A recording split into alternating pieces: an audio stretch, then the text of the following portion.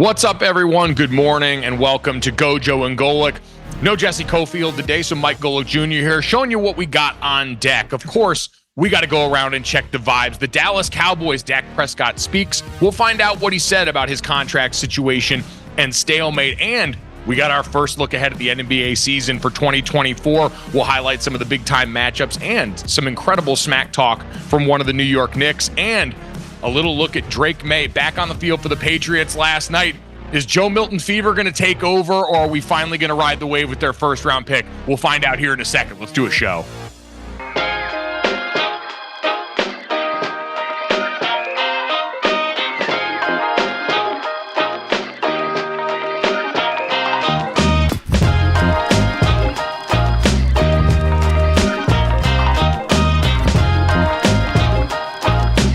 Everybody, welcome to Gojo and Golic. Mike Golic Jr., Mike Golic Sr., no Jesse Cofield, as we mentioned today, enjoying some well-deserved time off with the family here. We got a great one for you guys today. As always, make sure you download, subscribe, rate, and review us. Leave us a 5-star rating and check us out live Monday through Friday right here on the DraftKings Network, our YouTube channel, all of those great things. We're excited. We got a great show coming up today. Plenty of, as I said, a mix of NBA, NFL action as we look ahead to another round of preseason games this weekend. We've got another marquee free agent signing for the Atlanta Falcons that certainly seem to be in win now mode down in a very winnable NFC South. So smart moves by them that we can talk about. But Dad, for anyone that's watching this morning on the DraftKings Network, our YouTube channel, Samsung TV Plus, Roku, all those fun places that you can see us. Backgrounds look a little bit different. You and I are both together in Gatlinburg, Tennessee, at the Sugarlands Distilling Company distillery right here. And we are right in front of all of the vat where all the distilling is going on back here. It smells incredible. It looks even better. Thank you to everyone here for helping us get set up. But it's a daunting thing for you and I because we're both sitting here getting ready to do the show, and we are mere feet away from more moonshine than I've ever seen in one place in my life. And all I want to do is go and start sipping. And I can't yet because we have not reached Kathy Lee and Hoda status where we can get a little tipsy on air and no one will care. You may not be able to, but I'm older. I've been in this business a while. I can go ahead and do it. I can go ahead and do it. No, I honestly, you know what? If anyone could, it would probably be the most on brand for you. I would have no problem dipping into the shelves and shelves of moonshine over there and sipping creams. Oh my God. Yeah, no. The show would probably look and sound better overall. Yes, the thing I can't get over is we're sitting here right now. It's this beautiful glass enclosed case by all this stuff going on here. And then I look out over your left-hand shoulder and I'm staring at the biggest Ripley's Believe It or Not building I've ever seen. It is a monster building in Gatlinburg here. There's the Ripley's Believe It or Not. There's mini golf everywhere. And there's flapjack places. Yes. The pancakes. I mean, it's the capital, the flapjack capital of the world. We were simply unprepared for that, by the way, too, as two flapjack connoisseurs. Oh, my gosh. I mean, there was a line. We were driving here. There was a line out the door, which I would have loved to have been in to secure some flapjacks. But flapjacks, Ripley, Believe It or Not, and mini golf. Yes. And of course, Sugarland. Exactly. And a bunch of sip and cream over here that pairs well with all of that there. So going to be fun this morning to go along here as people start to work their way in here. And maybe, you know what, eventually we'll mix something in here. No one's going to know if there's anything in my coffee. You guys can't waste me out here. Coffee, wink, wink. Yeah. It's coffee. Grow up. We're doing fine right now. So while we're thriving out here, Dad, there's a lot to get to on the NFL front, but it feels like anytime the Cowboys hit the button, we are required to go and check in on this. So we will get to another preseason round for Drake Maye last night. And I think the actual bigger news to come out of a lot of that was some of the reporting around what's gone on with the Patriots in recent days here. Phil Perry, the Patriots reporter, going to join us later in the show, and we can touch on that as well. But Dak Prescott, obviously been the subject of a lot of media coverage in the training camp of the Dallas Cowboys. He's going into the final year of his contract along with his coach, Mike McCarthy. And we haven't heard much from him in a while. It's been very CeeDee Lamb focused out there, who's obviously also up for a contract extension right now. There's been that stalemate there with him and the Cowboys as he is not in camp. So that certainly shows up a lot more. But Dak Prescott is there. And yesterday he got in front of the microphone and actually addressed some of the talk of his contract going forward. Listen to this. Good conversations are going. I will say that. Call it negotiations, whatever conversations. A lot of good things are going on there. So a lot of confidence. Once again, as I said, anytime I feel like I've talked about it, I've got confidence in my guys. These guys getting something done. of want him to wait. I kind of want him to be a true free agent. This is, from the outside looking in, obviously. This is us trying to play life with him like he's a Sims character. Yeah, because we haven't had a true, really good quarterback hit the free agent market. So I would love to see what that would bring. But, obviously he's going to decide what he wants to do. If the money is up there in the $50-55 million range, someone's going to bust through that barrier at some point. I don't know if it's going to be him. Maybe it's going to be him. But part of me wants him to be a free agent, but I don't think he will. I do think eventually it gets done. The consternation that the Cowboys and Jerry Jones take in doing these things, even Dak the first time and doing everybody else before Dak. Oh, yeah. And then getting to Dak. And now with CeeDee Lamb, again, when you basically know the numbers that are going to be out there, plus or minus. Well, and his is going to be plus. Like, I think to your point at this point, if Dak is not easily the highest paid quarterback in NFL history, he would wait. Yeah. And for the Cowboys, again, you talked about that consternation of not only having their quarterback future ironed out, but remember, there are very insane financial ramifications if Dak Prescott's not a Cowboy next year. He's set to make $29 million this year. He counts $55 million against the cap this year. But then if he hits free agency in March without an extension, he's going to count $40 million against the Cowboys cap next year, whether he plays for them or not.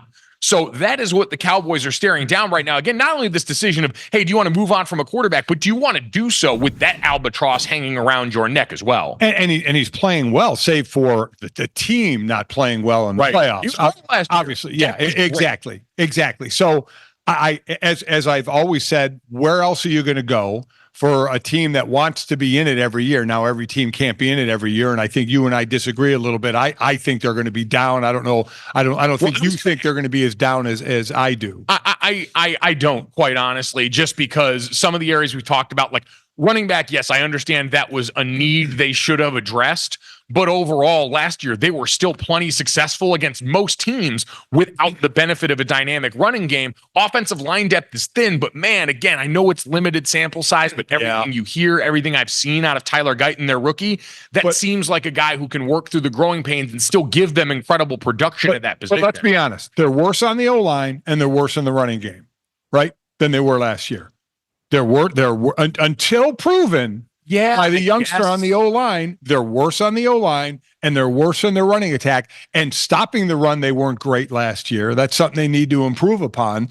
So I think Philly. Which they went out the other day and made that trade for former Buffalo Bills, I think New York Giants defensive tackle. I'm blanking on his name, but brought him over to try and do that. So there's been things that Dallas has tried to kind of do in the margins. I know the first game that they played in the preseason, a lot of people were focused on the Mozzie Smith rep at the beginning of that game, who actually looked better than it had been reported in a while, the former Michigan defensive tackle that was one of their top picks. So, yeah, in those areas, again, they didn't improve all that much. And I understand, like, having the conversation about Philly being the favorite to win that division, given the fact that they did go out and address all of the things that we talked about, including re-signing. Sometimes re-signing your own is just as good as signing someone else. Re-signing their and they've always been infinitely better than that. Howie Roseman and company than their counterparts in Dallas. But I guess I'm saying it's still not enough to where I'm going to go, yeah, the team that's won 12 games, like I get aggravated with Jerry Jones as much as anybody. But when he looks at the team and says, yeah, we're still a team that's won 12 games a year,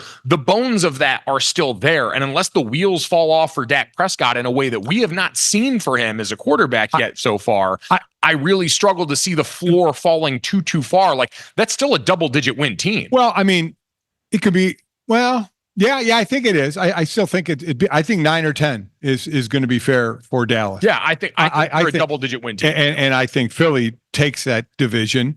I still need to see CeeDee Lamb come back and play, which I think he will, but come back and play and not get a soft tissue injury because he hasn't been in camp, hasn't been running routes. But that's I know he's been practicing. It's also not something that we've seen a ton of from CD in the past, unless I'm forgetting something. Oh, CD hasn't been holding out in the past. I understand that, but it's not like, oh, you hold out and it's automatically the ticking time. I know, but I'm just saying. I worry a lot less about that with a guy that's still dedicated to his craft the way it sounds like CD is. You can practice and you can work out on your own all you want, but it's not game speed. It's not game cuts. It's just not the same. I for a guy who's a Ferrari, that's the risk of injury for everyone that I kind of bake into into all conversation. I get it, so but when I'm you're not upgrading it as much as you are. When you're not in camp doing the things that you need to do to prepare for a season, and when you're a Ferrari and just a little bit of a tweak can cost you some time, I need to see him get through the first quarter of the season. Yeah, you and I differ on that, Yeah. so that's fine. But I think regardless,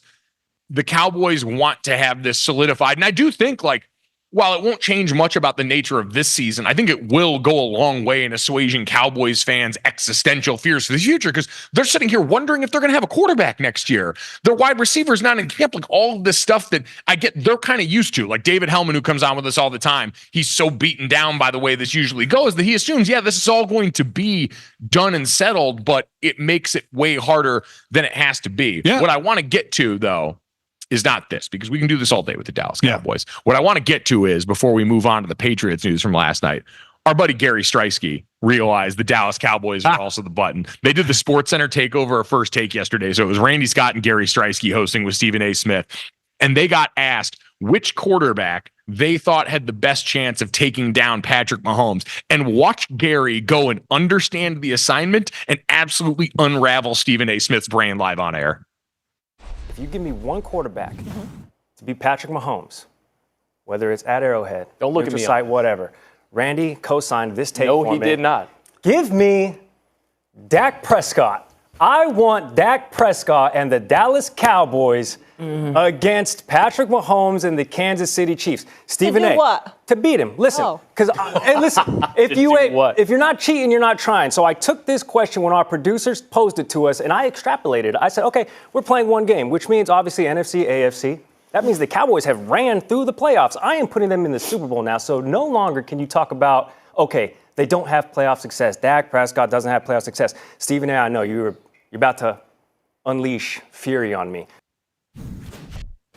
New meme just dropped. Stephen A. side-eye to Gary Striewski. Incredibly compelling stuff there. Him and Randy, that was performance art yesterday. And staring directly at the man who has helped usher debate television into the modern era, and saying that he believes Dak Prescott, the source of all of Stephen A.'s ire, would be the one to take down Mahomes, was perfect. So bravo to Gary. Oh yeah, it was a great play. He sold it. He sold it perfectly. And you could just, and I'm sure he was selling it even more, seeing the side eye from Stephen A. and knowing that Stephen A., as Gary said, is going to unload on him, which he did, by the way. And as did everyone else on God's internet yesterday. So doing the Lord's work there. But Dad, speaking of sellers, let's talk about the New England Patriots in the preseason. Yeah. They go out last night and lose to the Eagles in a preseason game, which, again, congratulations to you. I wouldn't call you, you are beautiful NFL sickos who are out there betting on NFL preseason games, if you so choose. But the Eagles win a barn burner last night against the Patriots. Dad, in a game where I feel like the biggest takeaway is still probably, in a world where, unless you're invested in Kenny Pickett in a way that probably only a family member is now, lied on the other side with Drake May and the Patriots going out there, still running with the second team. Jacoby Brissett was the starter for them, but Drake May went out there and I thought looked fine last night. Like overall, completed a couple of nice passes. He had a bunch of great deep balls that were just dropped, put him in good position. And had the fumbled snap under center, as did Joe Milton for two guys that spent the lion's share of their time in college in shotgun. So was there anything else you took away from that other than him checking the box? No, it was a very blah game. I mean, there wasn't a lot to it. Drake May because the Patriots are a very blah roster. They are. The Eagles didn't play anybody. No, the defense did have 4 sacks in the first half. I love that. Matthew Judon gone, and they're still sacking the quarterback, albeit against Philly's second team. For all the starters had the night off. So yeah, Drake May checked a few boxes, ran for a touchdown, had a ball dropped, just like Milton did as well. So the stats can be a bit deceiving. But nothing. The game ended, and it's not like I went, "Wow, okay, we learned this." Jacoby Brissett's going to start the season. I don't know when we're going to see Drake May. The Joe Milton, for president banter is going to stop for a while. It was all like based on that. Our whole staff is in Boston, so we were asking them this morning, like, what's that been like? And last week, it sounded like there was that sort of buildup that we tend to see again. That Joe Milton is on, because the ability is intoxicating to try and go out and want to see that guy work, because the arm's insane and he's such a gifted athlete. But I think Drake May went a long way in going, all right, that's kind of what we expected to see. There had been the tough practice reports coming out of the joint practices with the Eagles. but to see him get into that setting and go out there, and especially seeing the legs, like you talked about this, a place that was so used to a stagnant quarterback for so long, and then drafted Mac Jones, who was equally, feet landing and cement, to go out and see that down in the red zone was kind of a nice ooh and ah for everybody. But ultimately, it didn't pop in the same way that we saw this last weekend with all the rookie quarterbacks, and that we're hoping this weekend, where you had Caleb Williams go and make the big play, where you had the Jaden Daniels deep pass. Drake May kind of lost amongst the first-round quarterbacks, right? They've also played, I think they played on Friday night last week or Thursday night last week, and then played on Thursday night this week. So they get lost before we get the weekend slate of fun headlines. Lost, but also you get the highlight. You're the only show on at night. You're the only show in town. So I feel like I said, I use the word lost. He's getting kind of lost with the 6 quarterbacks, and we know, like a Penix Jr. is not going to be starting. We'll see about Bo Nix.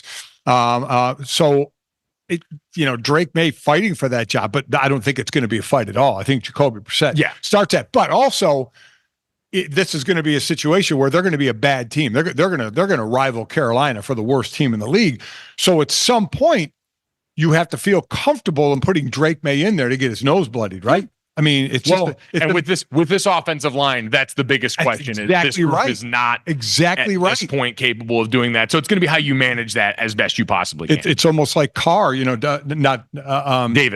Carr, when he got obliterated in Houston and got the snot knocked out of him because the O-line couldn't block. I mean, they had to sit Bryce Young down for a little bit last year because it was going so badly, and put Andy Dalton in there. So we've seen recent examples, but you're right. David Carr is obviously the poster for you don't want your rookie internalizing all those bad habits. And so for the Patriots, again, probably the biggest headline from last night came from the report concerning the Matthew Judon trade, where apparently the Bears had been another potential partner there before Matthew Judon ultimately sent to the Atlanta Falcons for that 3rd round pick. But apparently the New England Patriots, at least the sentiment was, they thought the Bears were going to be better than the Falcons, and so they were a little more comfortable sending him to Atlanta there, which, one, feels like sort of a bleep you on the way out to Matthew Judon, if that's your thought process of not wanting to send him to the better team. But also, Dad, I don't know if it's, again, given the way that we view both of those teams relative to the playoffs, where someone's got to win the NFC South, and the Falcons are going all in right now. They are. We had yesterday the Justin Simmons signing as well, a 1-year, $8 million contract yesterday for the free agent. Think about that quick. Justin Simmons, 30 years old, but has the most interceptions since 2016. He's had 8 straight years of multiple interceptions. Judon, 32. So they are, and Kirk Cousins bringing in his, obviously, mid-30s.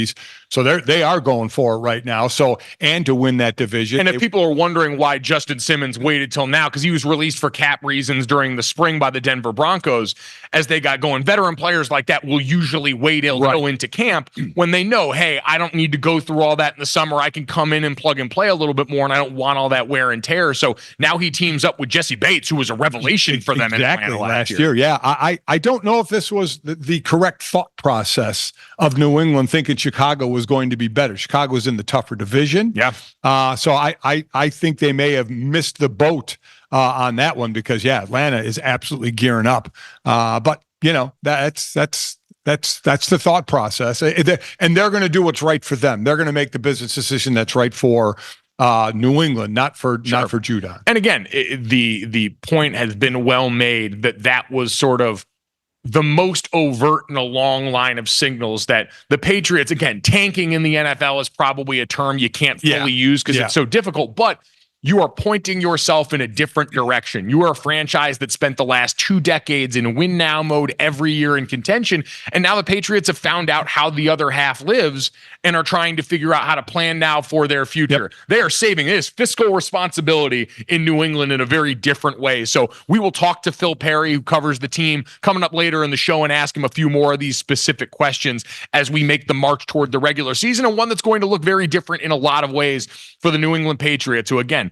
on another round of rookie quarterback to try and replace Tom Brady after those 2 decades of success, and now seemingly waving the white flag before the season gets going with the direction that roster is shaping up with. But coming up next, let's talk about some of the contenders here. Big injury news throughout the NFL preseason so far. Which one will have the biggest impact on the upcoming season? We'll talk about that next here on Gojo and Golic.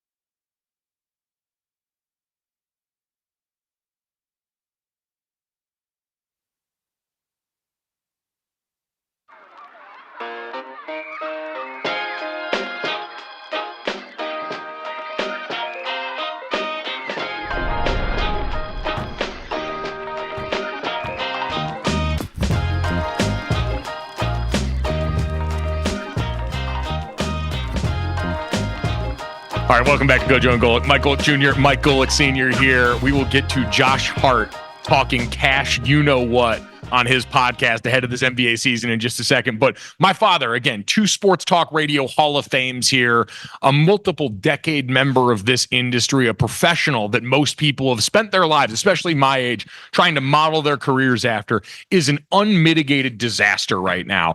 30 seconds before we're getting ready to come on air, all of a sudden adjusts his chair and moves down a bunch of inches. You knock your mic over. Are you okay? I leaned back in the chair and I accidentally hit the lever that sinks me. So I sunk to be shorter than you, of which I'm not. I'm taller, much taller than you. Much taller. You're literally 3/4 of an inch. I would say at least an inch. And a lot of that's just hair at this point. I would say that. Yeah. I got the lettuce on going out there. You got into the shine, didn't you? That's what happened. You know what? I'm not going to say that there's coffee only in this cup. We'll Got a little bit of the goods in there. Discuss, but yeah, and I had problems standing up because of my knee, and then I went so you're gonna make this an injury. I went to the lever and I hurt my shoulder. Yeah, a lot of things. Boy, I'm hearing a lot of excuse making right now for a guy that just doesn't seem to know how to sit well at this point. The thing that you've done professionally now for over 2 decades. Yeah, you're struggling with here. I'm slipping. All right, you know what? Well, struggles for you here. Let's get to some of the struggles in NFL preseason and give you time to collect real injuries. Because you know what? There's a team that we haven't talked about a ton this preseason, and that's the defending Super Bowl champions, the back-to-back defending Super Bowl champion Kansas City Chiefs that are on their way to try and three-peat right now. And last time on Dragon Ball Z, this team that was defensive-led last year, that took a long time to find any semblance of a receiving game outside of Travis Kelce and Rashee Rice for the majority of last year, went out this offseason and had a directive. We want to get some speed. So Hollywood Brown comes over as a free agent. Xavier Worthy comes in as their draft pick wide receiver. And then instantly in the beginning of training camp, you have that subverted. Hollywood Brown suffers the shoulder injury that's putting him out for most of the preseason. They're hoping to have him back by the beginning of the season. And Patrick Mahomes got asked about that the other day and sounded a little bit concerned about this. Obviously unfortunate. I guess we're lucky that it wasn't as bad as it could have been. I know he's in good spirits. He's doing well. So just kind of getting him back going again, back moving around. Yeah, I mean, obviously we lose a little bit of that veteran type receiver in that room. I mean, we have other guys that can kind of replace a little bit, but to have that much talent, have a good understanding of what I want. But he's in the room. I think that's what's awesome. He's talking to those guys and everything like that. And so hopefully we're getting him back sooner rather than later. And Dad, I think it's interesting to consider this relative to what we saw last year. For really, I think the first time from Patrick Mahomes was actual frustration. Because you remember certain points of last season, for a guy that tried to help those receivers and gave them every opportunity, went back to the well with guys like Kadarius Toney, tried to give them opportunities to instill that confidence because he knows, him and Andy Reid, we're going to need these guys when it comes to the postseason. And so we've got to figure this out now. But we saw certain points of the season where it boiled over last year and you saw actual overt frustration. They won the friggin' Super Bowl, though. Oh, I get it. To hear, and the drops that they only had 2 receivers, and Rice, who came along as a rookie, and Travis Kelce. After that, it was Pacheco out of the backfield. I mean, catching the ball. So, I don't know how much violin is going to play for this team when you hear the struggles that they supposedly have. They were struggling last year at the receiver position, led the league, I think, in drops, and still won the Super Bowl. Now, granted, it was because of their defense, and Mahomes saying it wasn't as much fun because the offense wasn't as dominant as they normally are. Sing me a crying tune. I mean, are you serious? And I understand for those of us on the outside, that's going to be the inside. I mean, the rest of the league hearing that's got to be like, are you kidding me? No, I mean, that's what I mean. But I guess inside that Chiefs locker room, Dad, you know as well as anybody, we have this debate all the time, right, about if you were to go back and, at the end of your career, you had a chance to work out for the San Francisco 49ers the year they won the Super Bowl, right? And you talked about what it would have felt like going and winning on a roster when you are just there and maybe you're a rotation part, or being one of the mainstays on the roster. And for Patrick Mahomes, who's used to being the guy that gets it done, to be on a team where it felt like the offense was second fiddle for lots of those years, I'm sure it probably hits different.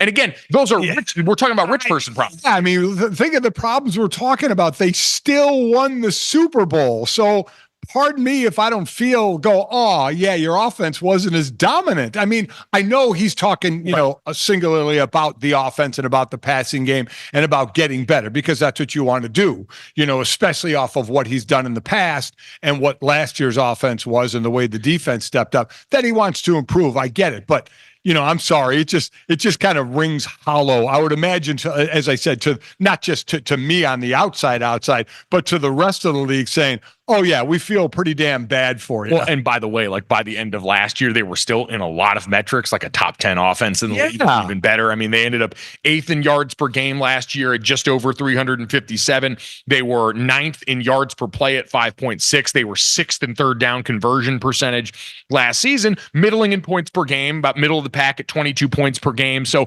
those are areas they want to improve. And Dad, that sounds like it has been the directive in camp. The Chiefs were a part of the group of teams that ushered in what we've seen in the NFL right now. A bunch of too high safety look, keep everyone back, take away the big play. But now that Mahomes has some speed on the outside, and he said with a young guy in Xavier Worthy, the directive in camp has been, I'm going to throw it deep a lot because we know how to do the short area stuff. Him and Travis can do this on autopilot. He wants to try and onboard those guys so they can see if they can add that dynamic element back to this offense. So they're doing the same thing this year they did last year, seeing who they can onboard. Yeah. Last year it was Rashee Rice, who was a rookie. Now with Marquise Brown, obviously you have a veteran, even though he's on the shelf for a little bit, but another rookie in Worthy, so you're not sure about. So you kind of feel your way through. Again, to the fact that Kelsey had 93 receptions, Rice had 79, and then next was Pacheco with 44. Guys were mostly in the 20s. So you go in with that thought process again of who is going to be the other receivers, but as they found out, they didn't need all that, and they still got by a lot because of their defense. But they're in another year of trying to figure it out. Yeah, it's going to be fascinating to see what that offense looks like, because every year they really do as good a job as anyone of morphing it to the personnel here. So Hollywood Brown is one injury people keep an eye on, Dad. But obviously yesterday, some of the big news: the Buffalo Bills lose their starting linebacker Matt Milano to a biceps injury for the season coming up. There is hope that maybe he could return sometime later this season, recovering from that. But Dad, this is a guy they lost last year to that tibia fracture in October. And again, the defense still performed at a high level by the end of the season, but he has been the leader in the midst of a defense that we know overcame or had a bunch of over turnover this offseason, with Jordan Poyer going down to Miami, with Trey White going out to Los Angeles. And so losing one of those veteran voices on that defense, certainly not nothing. No, they're a tough team to figure on what they're going to do. Yeah. Everybody sees Miami rising up and possibly taking control of that division. And is Buffalo's window closed as they try and revamp the offense? And now losing, one of your leaders on defense is a tough call. It is a tough call. So, Dad, when you look around the preseason right now at some of the injuries out there, Matt Milano, certainly one of them, Hollywood, we talked about. Is there anyone that concerns you most looking at their impact on this upcoming season? Oh, you look at a Josh Downs and a Rondale Moore. Josh Downs with Indianapolis, Rondale Moore with Atlanta. Kind of secondary receivers, but still receivers that you need to count on, right? Because you have your number. Both places have their number ones. But then, you got your twos and your threes, and you just want a more balanced offense. So Jordan Addison, again, I mean, that injury may prove to be a little worse than we thought.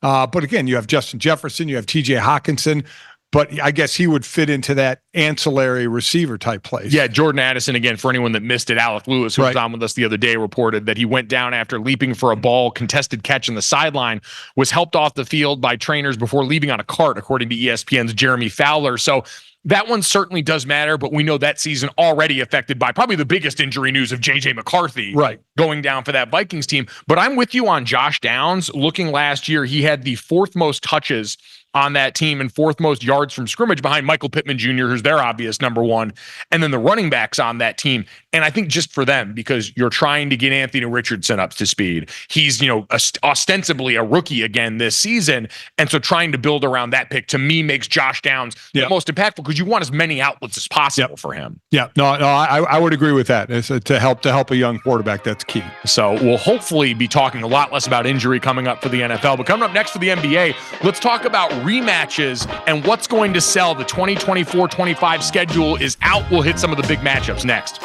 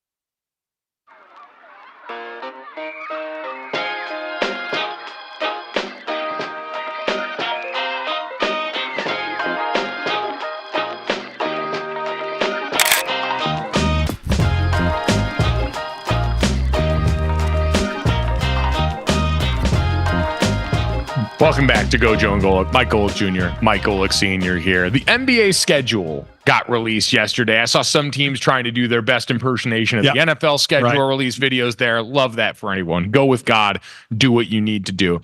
I want to get to that. I want to get certainly the Christmas Day games that are always a hallmark of the NBA season, even as the NFL tries to eat them alive, and the in-season tournament. Saw some interesting things with the odds and the disrespect for the defending in-season tournament champion Los Angeles Lakers. That tournament has taken as that tournament went on last year, we got into it more and more to at the end, we're like, the only thing we didn't do is put all the money on the sideline. I know. My dad is still campaigning for the duffel bags full of cash on the court. Yeah, put it right on the court. Yeah, it would be sick. Or like, it's a little dystopian to say it like this, but how in Squid Game they had it in the thing over their heads. Oh yeah, as they were going on there, like dropping the money in there. Money coming from the jumbotron, or like dodgeball, have the chest full of money just open right in the sideline. I would like to see a bunch of money in a chest once in my life. That would be awesome. That I knew was going to be mine potentially. So we can get to that. Nothing won me over in spite of me quite the way that the in-season tournament courts did last year either. Can't wait to have those bad boys back.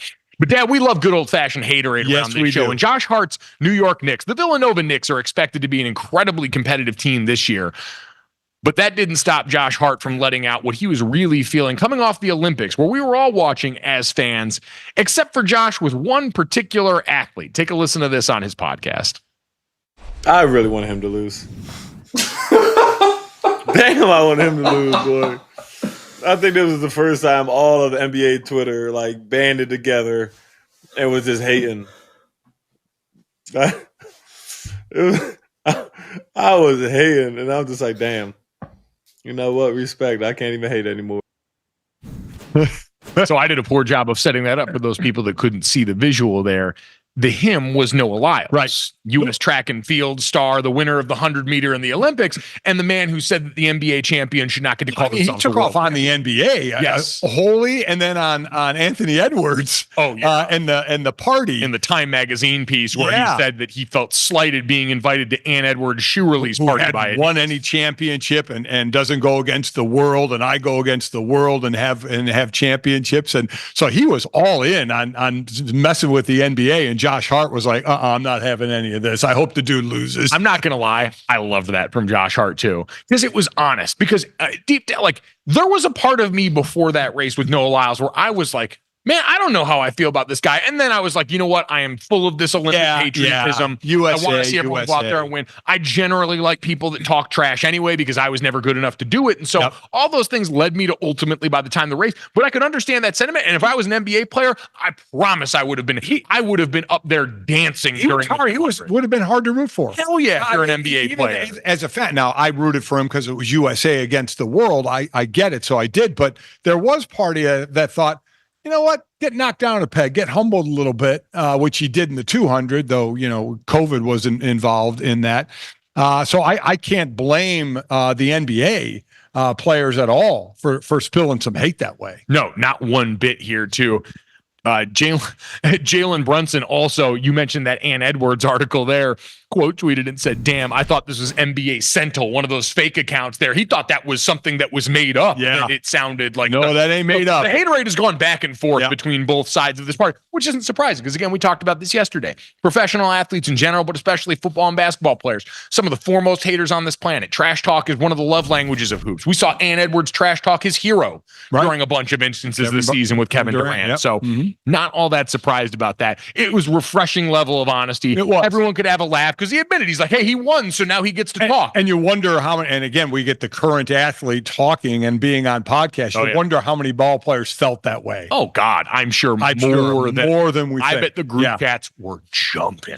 During the Olympics. They're like, we're winning enough in track and field with some of our other athletes. Let's not give it to Noah Lyles. That's why I love that Roommates podcast too. It's going to be electric this year with all those Nova guys that know and love each other so much, giving us a window into a season where, again, you look at the New York Knicks and their odds going into this season for the title. The fourth best odds, they're plus 900. The Boston Celtics leading the pack, obviously, at plus 295 to repeat, followed by Oklahoma City, the 76ers, and then the Knicks before we get to the Denver Nuggets, the Dallas Mavericks, and the Milwaukee Bucks. So first and foremost, Dad, are you surprised by that at all, that you've got the 76ers and the Knicks that high above some of those Western Conference teams like we saw Dallas, who was in the finals last year, Minnesota, the Denver Nuggets that won 2 years ago? To see three Eastern Conference teams in the top four, yeah, I would say is a little surprising, especially because when you look at the Eastern Conference standings now, maybe part of this is the fact that, hey, the West is a lot closer bunch together. When you look, Boston, much more of a favorite to come out of the East than anyone in terms of the separation in the West. So maybe that factors into it some, but this is a 76ers team that I thought this was really telling to me about the terms of this, because we talked about the in-season tournament that comes out where they're grouping teams in the in-season tournament this year based on how they finished last year. It's going to, again, for anyone that doesn't know, the tournament kicks off November 12th, where they add in those tournament games every once in a while, with the championship played December 17th at T-Mobile Arena in Las Vegas. But when you look at the odds for the in-season tournament, Dad, the Philadelphia 76ers have the sixth best odds to win that. And I think that's an admission that, hey, Paul George coming over, this is going to take a little while. As we see with most teams that add a new superstar and try and get that success, is they're probably factoring in, hey, that's a team where Joel Embiid, the goal is to keep him healthy enough for the playoffs. Paul George, they're going to be trying to figure it out. And so I'd imagine part of that is at least an admission of that. I'm not going to lie. Looking at the pots, pot 1, 2, 3, and 4, the teams that are in it, and pot 5, players didn't know when they were playing 100% in in-season games last year. So then they started to figure it out later on, and they'll have a little more, acute awareness of it this year. But as far as the casual fan, I don't know when those games are. That is, to me, the beauty of this is even in year 2 right now, couldn't be bothered. I don't care about the odds. No, I don't care about any of that. But what I love is, again, it's a simple signal for all of us. You see funny color court? Yeah. Something's going on right now. That's true. Someone's eventually going to tell us, and that'll be our job as the season goes along, hey, these are who are advancing in the in-season tournament, and then you'll see the championship because it'll be played in Las Vegas. Yeah. It is very simplified for a concept that is pretty complicated in the way it's laid out. It gets pretty simple because that visual that we all made fun of at the beginning actually serves a purpose. It's so grown on me. It is so grown on me that I look forward to it. Now, I don't again, know all the games that go on or when they are, but I'm into it. Speaking of the games and when they are, there's some great matchups as the schedule got released this season. You've got the Pacers versus the Knicks, Friday, October 25th, an ESPN primetime game, harkening back to their great series in the playoffs this last year. You've got Sixers Clippers, Wednesday, November 6th. You've got the Knicks and the Sixers, and then the Christmas Day matchups, Dad, I want to get to. Up against the NFL, by the way. Up against the NFL, oh, by the way. But you look at the Christmas Day slate here. This, to me, popping off in the right way. San Antonio Spurs, noon Eastern game against the Knicks in Madison Square Garden. An ascending Victor Wembanyama going to MSG feels like coronation day for what will be without a doubt season where he's firmly in the NBA. Without a doubt. What a way to start off on noon. Love that one. Got that one. Timberwolves at Mavericks, a preview of the series that we saw in the Western Conference Final. Was that the Western Conference Finals last year? Between those two? Yes. So that matchup in the Western Conference Finals. I believe I'll take a nap during that one and get ready for the 76ers at Boston. Yes. Yeah. That's one a lot of people think Eastern Conference Finals preview there. Right, I believe I think I'd have to look. DraftKings has odds where you can try and pick the exact Eastern Conference Finals matchup. And then Lakers at Golden State. I mean, again, we're not talking about two of the better teams in the West anymore, but we're talking about LeBron and Steph. We're talking about two Olympic heroes. It's exactly right.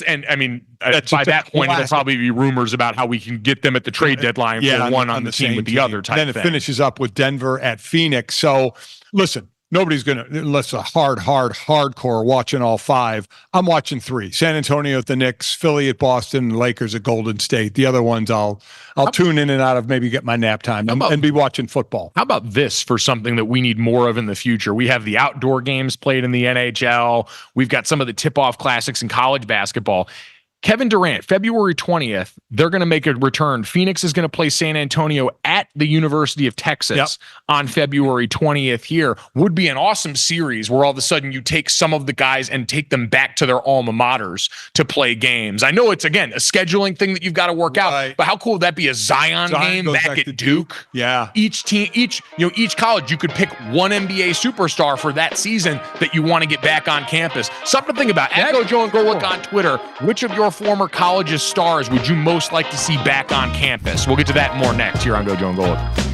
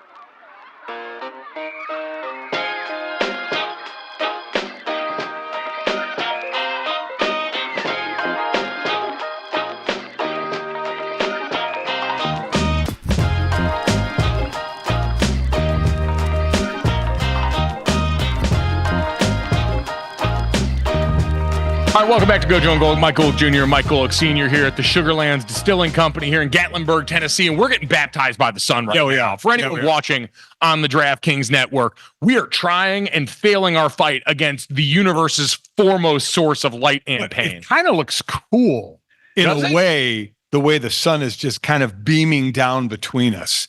I know it kind of messes up the shot. I was going to say, it looks cool for life. Yeah. Not necessarily if you're someone tuning in to try and watch us. Just go with it, though, if you're tuning in and watching. Just saying, the light shines down upon them. Is that what you're going? Is this the Moses fascination with you? Well, you just really want to be Moses from the Ten Commandments? Go down on me. Is that a hymn? No. Is that a song? It's Elton John. Oh, okay. Yeah, you lost me with that one. I'm sorry. Okay. Elton John, maybe you've heard of him. I mean, I've heard of him. Okay. Yeah, I couldn't give you. I was having this conversation the other day with somebody. There are certain popular artists that I just have no bearing on. Elton John, like the Beatles. I mean, I can name you Beatles songs, though. Right. I guess that's the thing. I was thinking about Stu Gatz when we were out in Las Vegas and we were out, in Tahoe. He was going to see the Grateful Dead. Right. I could not name you a single Grateful Dead song. I couldn't either. I couldn't either. And to go over and over and you're over. in their age range. I know. I absolutely am. Me and your mother, we could not name a song. Would not. It's remarkable. Yeah. Would not go to a concert. Would be lost. I guess there's a lot of like jam bands. Like I couldn't name you a Fish song. They've been another one that's been at the Sphere. They've been out there. They have a lot of like dedicated roadies. I couldn't name you a single Fish song. Well, when we say name a song, I think when you hear a song from I would not be able to. If you played me a million songs right now, I could not be like, that's Fish. No clue what they sound like. Same with the Dead. Couldn't name you a single one. And John Mayer's been doing stuff with them. I like John Mayer. Doing the Dead and Company stuff. Boy, still has not taken me. Definitely has a certainly relationship with them for sure. Doing with them. It seems great. Everyone seems. But the sun is shining down on us, so that's a good thing. You know what? Then let's shine a light. We'll lean into the puns, baby. On something that we saw yesterday, Dad proposed in Major League Baseball, or an article written about it, I should say here. So I believe this was Jesse Rogers over at ESPN talking about a proposal that's come up in Major League Baseball that the league office has been kicking around here. The MLB reportedly discussing a 6-game minimum for starting pitchers. We've heard the sentiment for a while as we've gone to openers and these increasingly deep bullpens. This idea that people miss, or the fan sentiment that people miss, when starting pitchers really had to go out there and work through the batting order two and three times, and you would get some of these duels, and pitchers were really stars of the game in that way that people lionize in the old age. And so Major League Baseball kicking around this idea that they would, one, increase the amount of action in the game because going through the lineup more times, increase the likelihood for guys to put balls in play and have hitters there. The other thing they brought up was the injury factor. Right.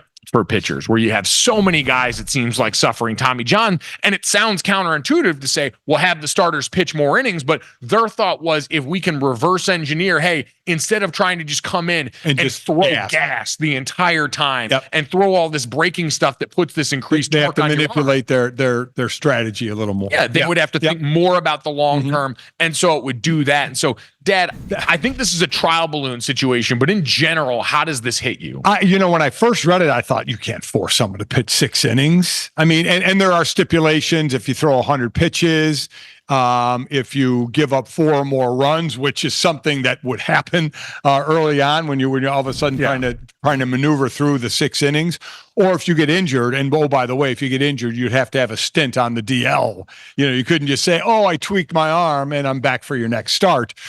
I thought it was a little much to mandate. And I still think it might be, because it would still be years before they can introduce this. You're down to, I think the starters average in about 5.2 innings in the majors. In the minors, it's in the 4s. It's in the 4-inning range. So I think it would be a while to you couldn't just start this next year. You would have to let pitchers build back up and then decide who your starters are going to be that can go 6 innings, because it hasn't been relevant, that or less relevant, I should say, in baseball than it was back in the day. So at first I saw it and I thought, you can't mandate this. But I guess if you tweak it here and there with ways to not go 6, and I think one of the biggest ones would be, obviously, I think, giving up 4 or more runs. If you have to kind of change your style of pitching to make it through 6 innings. Yeah, I think the question I always ask with a lot of the rule changes now, and I acknowledge, listen, I'm not a diehard baseball fan, so this isn't for me. And so I was interacting with people on Twitter, just trying to take the temperature. And it was kind of a mixed bag of, some people do miss the idea of the starting pitcher being more lionized and going deeper, although I saw a Fangraphs article from earlier this summer that said, you mentioned the average innings pitched for starters is not down all that much. It's about 3/4 of an inning from what it was in the early 2000s, the early aughts. And so it's not as drastic. It's about, at least at the beginning of the season, it was back in May, according to Fangraphs, it was about 10 fewer pitches per game for the average starting pitcher than it had been about a decade ago. So it's not awful. It's not a wild discrepancy, but it's about what you incentivize. And I do think in general, people are in favor of incentivizing more of this. And I think what happens, and this is always the way it is with rule changes, Major League Baseball got a little bit of good grace because the pitch clock went so well. People seem to enjoy that. Everyone seemed to get behind that. And so Rob Manfred, who's not, I don't think, super well liked by most Major League Baseball fans, got a little bit of good grace from that. But like any rule change, Dad, what do? You send up the trial balloon of the most severe version of this. Hey, we want a 6-inning minimum. It's never going to happen. The Major League Baseball Players Association would never in a million years let something like that happen that would affect their constituency, potentially change or alter the risk of injury in a certain way, especially in the immediacy. And so then you start to get into the fine print. And one of the things I saw our friends over at John Boy Media talking about was another thing buried in this article. The league has discussed a limit on the size of pitching staffs or the double hook DH, according to sources. So if that doesn't make sense to you, essentially it was if you take your starting pitcher out before that 6-inning minimum without any of those other things, you don't give up 4 runs, you don't pitch 100 pitches or whatever, then you lose your DH for the rest of the game. And now all of a sudden your pitcher's got to hit, or you've got to start to manipulate your bench. And I thought that was something that was interesting, introduces a different element to strategy. It incentivizes but doesn't mandate. And so not having such a hard and fast rule, I think could be a place where they meet them a little bit more halfway for the crowd that might not necessarily all want this, that might be comfortable, and this might not change their viewing experience all that much either way. Baseball feeling themselves with changes, aren't they? After the pitch clock worked, it was loudly, booed by the old timers, but it's worked. I mean, games have been shorter. I mean, that's been games move along at a better pace. So they're saying, okay, maybe we tweak a few more things, but this would definitely take some tweaking. This would. And I think it's a reminder. I put it in college football terms for me because that's the sport I love. If you're a baseball fan, how much of this is for the diehard baseball fan versus the average fan? Right. The pitch clock was certainly predicated on the average fan. You got to go for the average fan. But it's just like college football where we see so many of these changes with the playoff and the things that have gone on with that in the sport. And I look at it and say a lot of that is coming at the expense of the diehard fan, the people that enjoyed the regional flavor of that rivalry because they want to attract eyeballs. And so those changes aren't done with us in mind. I do wonder how much of this is actually done with the fan in mind, if at all. Oh, I think it's done with the fan in mind because if you make a pitcher go 6 innings, again, it's not as much more than they've been. But if they have to manage their style a little bit, you're going to see more hits. And we know the rules in football go to offense. So the rules in baseball, maybe you tweak it or manage it to get more hits, to get more action going on in the field. Yeah, and listen, I understand every sport is changing that. We laud the NFL and all these other sports for being a little more malleable with that stuff. But at times we even see with that, it goes overboard. There are things done. Without a defensive doubt. players have complained about that for a while. As a former defensive player, you're like, well, what the hell else can you do? I mean, you're just making everything geared toward the offense, and you start to do that in baseball and other sports. I mean, that's what's going to sell to the casual fan. They're not worried about the diehards. The diehards are going to be there. I just wonder if at some point you're just doing, and I'd be curious to look into more, hey, how are front offices going to benefit from this? How does the way that they have to dole out contract money all of a sudden altered by this? I always look at what could be the ulterior motives for something like this, because again, the diehards are going to be there. And I don't know how much this change in particular, again, considering it's in the margins like we talked about in terms of how many innings it actually affects, will actually change much. At Gojo and Golic on Twitter if you feel strongly about that. Coming up next, though, we'll look ahead to this weekend in the NFL. Russell Wilson finally getting his first start for the Pittsburgh Steelers. How much pressure on this veteran quarterback heading into the game? Next.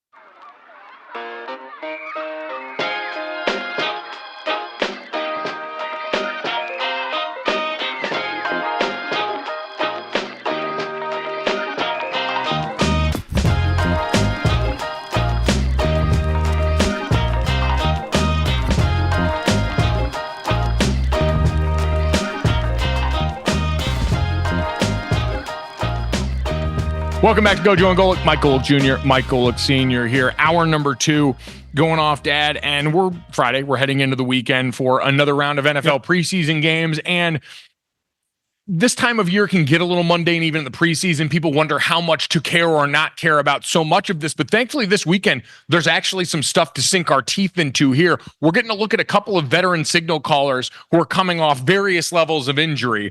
On one hand, we've got Russell Wilson, veteran in Pittsburgh, in that quarterback battle with Justin Fields that got more interesting at the beginning of camp this year after Russell Wilson tweaks his calf during some of the conditioning in the preseason, led to Justin Fields starting in the first preseason game for the Steelers.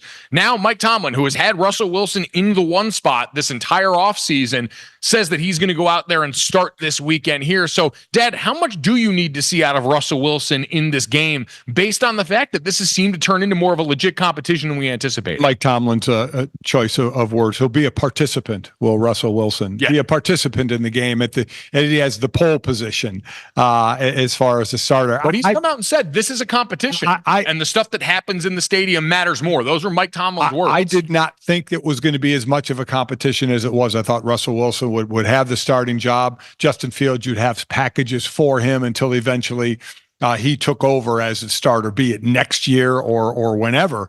But with Justin Fields getting the opportunity, you know, when you're down, when you're not practicing like Russell Wilson was with a soft tissue injury with a calf, you're going to take some time. And Justin Fields coming in and proving himself. You know, it had some issues, dropped the snap in the. Yeah, I'd say they had 2 snap fumble issues last weekend in the game, and a lot of that. Listen, I say this as a former center. It's really hard if you're not in the meeting room and not those 2 guys to understand who is at fault. We can look through it like it's the Zapruder film, and I can say, hey, you look at the center moving in that direction, and all of a sudden you can see the ball on the high end zone copy from behind, it's usually not a great sign for where the center's putting it, but I've heard quarterbacks say you got to kind of move with it. So we can go over that 1,000 different ways. Debate that. Bottom line is they were a couple of muff snaps, but it's given Justin Fields and a crack in the door. You know, opened up. And in practice, they're splitting 1 rep. Yeah. So Russell's going to have every chance to be the starter. Let me put it that way. I think he's going to have every chance. And if it's close, I think Russell will be the starter. And I guess the big worry with this is, and the thing Russell got asked about is, you talk about soft tissue injuries all the time. You and I disagree with CeeDee Lamb, but this is a soft tissue injury for an older quarterback that happened in this training camp. And now, he's going out for his first live game action. He's been going in practice, and Russell Wilson gave the most Russell Wilson quote of all time when he was asked about this. He said, "I don't play with fear. I never have," which, you know, again, is not, you know, not real, but I shouldn't say that, because to an extent it is, Dad. Like, football requires you to compartmentalize in athletics in general, but a sport this violent, I mean, this is the move down the drill sport where you watch a guy saw his ankle in half, and then we all go and keep practicing or keep playing. I mean, hell, they blew the whistle and played more game for a little bit, or in theory we're going to in the DeMar Hamlin game, for Christ's sake. You're right. It's an insane person. For those that don't know in practice, that's exactly what happens. Someone blows their knee out, you move the drill 15 yards and you keep going. I saw a teammate of mine turn his ankle completely in the other direction. We moved the drill 20 yards during bowl practice my freshman year at Notre Dame and kept it moving, because that's how this time marches on. And with Russell Wilson, it's like, how much do you protect the calf from re-injuring, or when he's in a competition, you lose the job in the competition to Justin Fields? Especially in this offense with Arthur Smith and the way they want to operate this offense,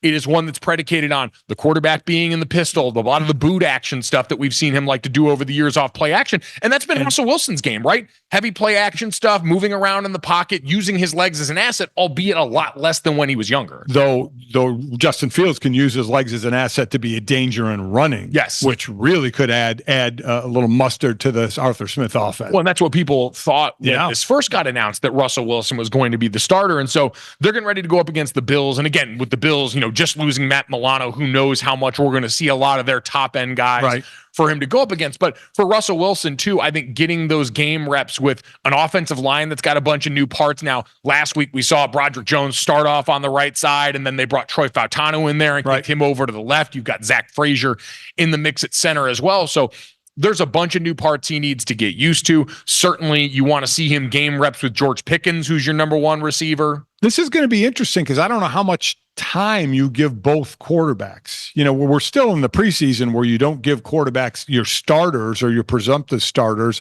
a lot of time. It used to be the third preseason when there were 4 games where the starters played the first half and into the third quarter. Well, that's gone.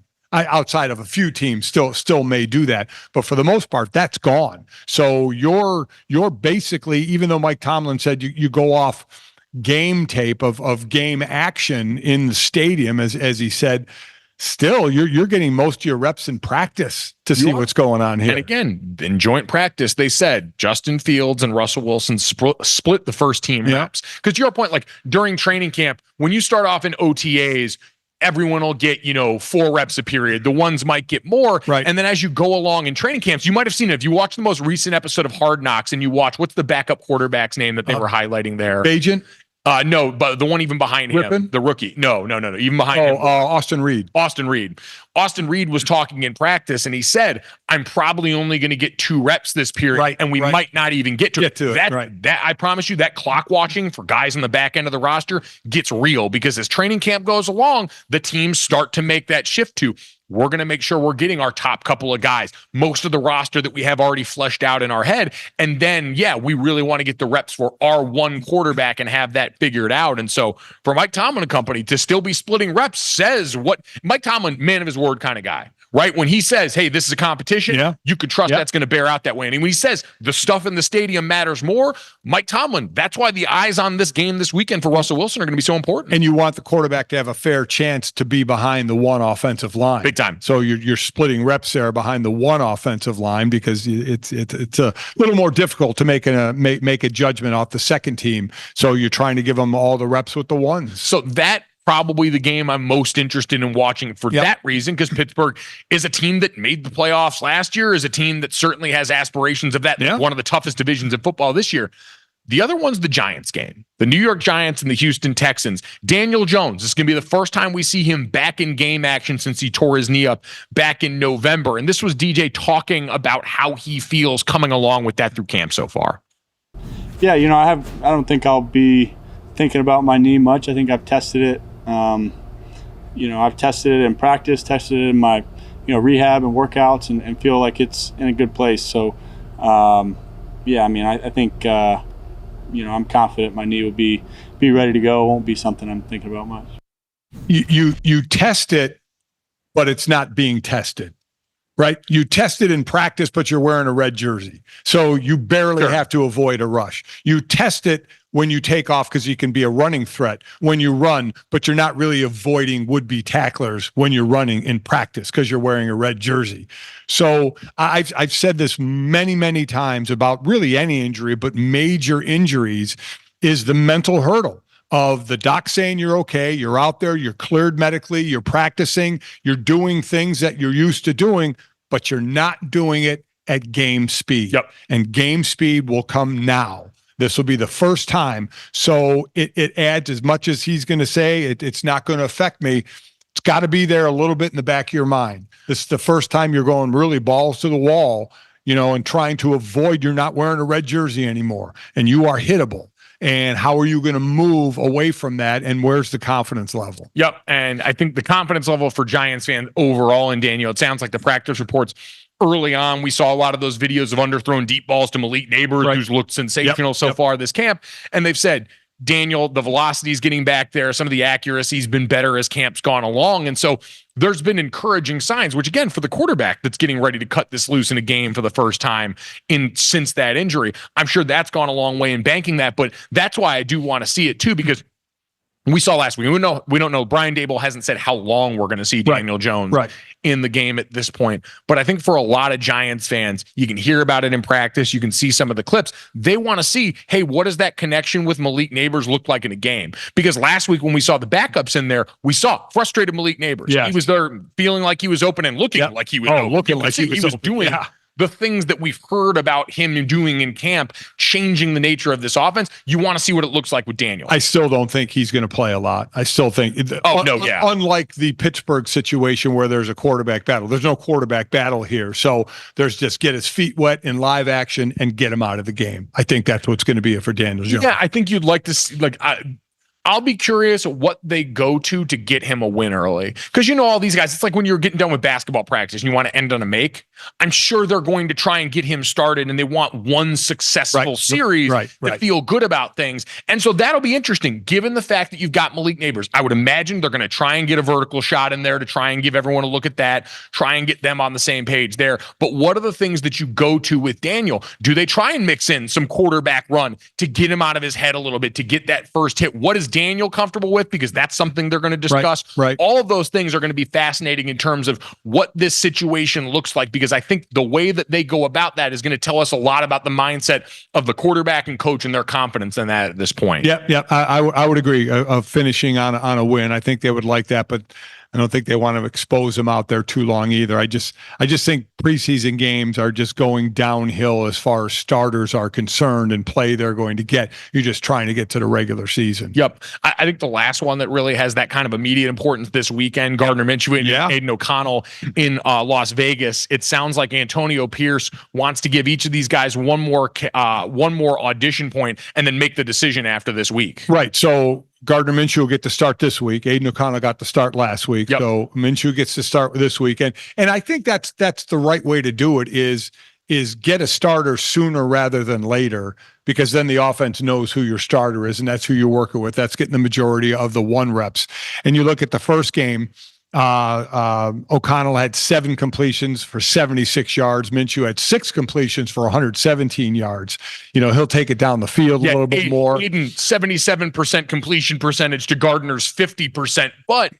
And I think this is the interesting styles make fights of all this. Yeah. When you think the traditional Raiders stuff and Antonio Pierce and the way he operates, a guy like Gardner who's inclined to take some more chances, be a little bit more of a maverick, seems to kind of speak to the soul of what Antonio Pierce and this Raiders team are about. Always, no matter who the coach is with the Raiders, it doesn't matter. It always seems like it's a gunslinger mentality. And Gardner certainly has that over Aiden O'Connell by being a veteran as well. And Aiden O'Connell just in the second year.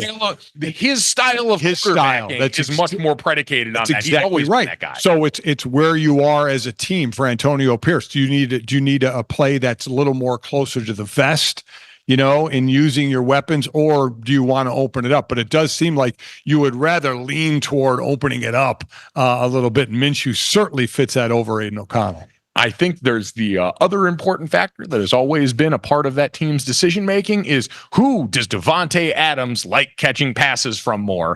Because I understand, while there are some people that look at the way that building operates right now, Max Crosby, kind of the mouthpiece for that team, someone that threw his weight around when it came to Antonio Pierce's future on that team. He's certainly overall that guy.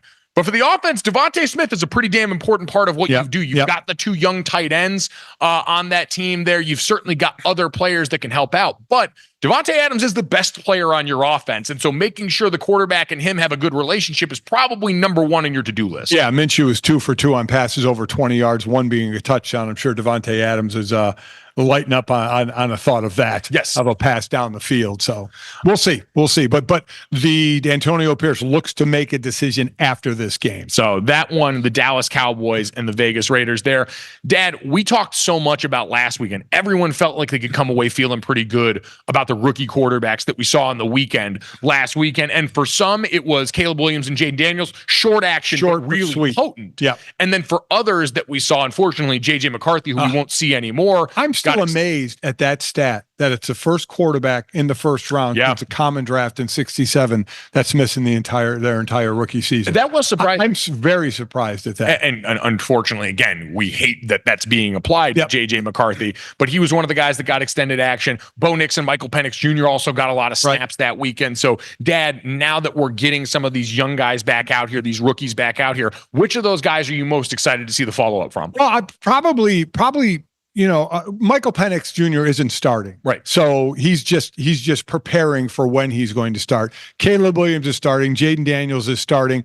I'm kind of looking at, and J.J. McCarthy's out. I'm kind of looking at Bo Nix in that quarterback competition with Jarrett Stidham. And I know Zach Wilson's kind of, no matter what they say, he's kind of out of exists. That. Yeah, exactly. So I'm kind of looking for that. If you could get 3 of the 6 starting, right? It would be Caleb, it would be Jaden, and it would be Bo Nix. right, it would be just those three. Right. Because Penix Jr. Not be starting, J.J. McCarthy, and who am I missing? Drake May. Drake May. Yeah. Drake May. It felt so separate because he's been the weekday games for all of these when we talk about these guys. So we do the roundup on Monday and he's not involved. Yeah. So I look at Bo Nix. Bo Nix again with the most experience. Now this is an experienced quarterback class coming in. We talk about college experience. Bo Nix leading the way with 61 starts. So him picking up an offense should not be too difficult. So I look for him to very likely win that starting job. I'll be interested to see again how much run they give him there and what he's able to do with it. Because we talked about how all of the rookies, it sort of looked like it did in college for them. For Bo Nix, he was in the shotgun the entire time. There was a bunch of RPO stuff mixed in. There were times when he held onto the ball a little bit too long. And then there were times where, hey, he still made his best decisions getting the ball out of his hand pretty quickly in the short area of the field. For Michael Penix Jr., is that same thing. Timing throws under 2.5 seconds, get the ball out, and especially shred zone coverage.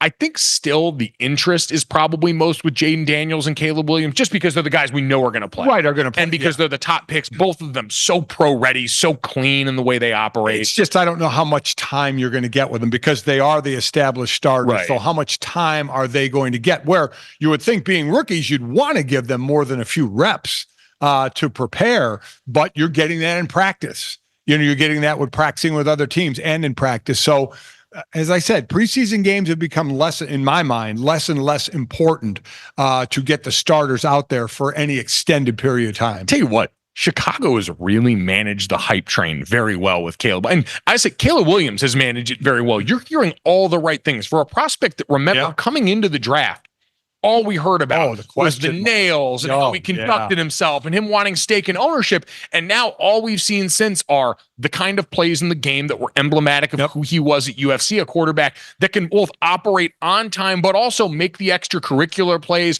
just outside of the structure of an offense that make a quarterback special. I think that's the thing. The more I've thought about, because we've had all these debates in the last couple of years about Brock Purdy and these guys and how we measure quarterback play and what truly constitutes the special guys and the super weapons that we talk about at the top of the game, right? Lamar Jackson, Josh Allen, Patrick Mahomes. The thing they tend to have in common is, when the rest of the machine breaks, these guys are still special enough to do the things outside of structure. And that really seems to be, at least for us on the outside, what's the easiest to latch onto. Caleb's got that. Caleb's got it out of the pocket. Jaden Daniels has it with the ability to not only throw out of the pocket, but be a dangerous runner. And I think that's the thing that we won't see as much in the preseason yet for him is you're managing touches. And we didn't see, we saw the rushing touchdown from him in that first game.